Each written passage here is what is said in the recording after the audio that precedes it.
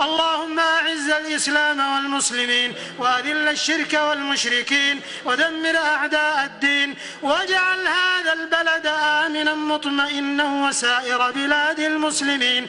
اللهم آمنا في أوطاننا وأدم الأمن والاستقرار في بلادنا وأصلح ووفق أئمتنا وولاة أمورنا وأيد بالحق والتأييد والعون والتسديد إمامنا وولي أمرنا. اللهم وفقه لما تحب وترضى وخذ بناصيته للبر والتقوى وهيئ له البطانة الصالحة وأسبغ عليه لباس الصحة والعافية.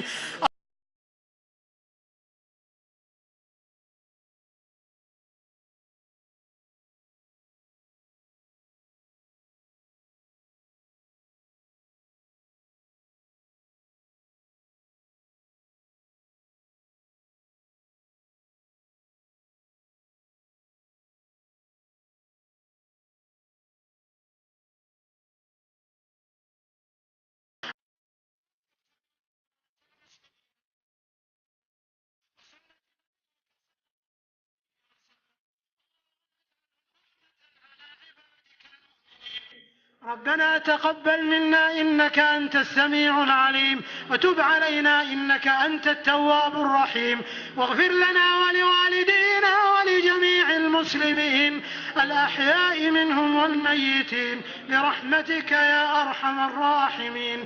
سمعنا وأطعنا سمعنا وأطعنا غفرانك ربنا وإليك المصير.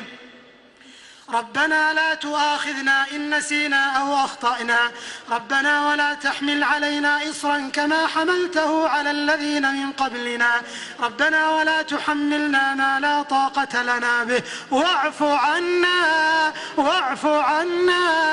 واغفر لنا وارحمنا أنت مولانا فانصرنا على القوم الكافرين.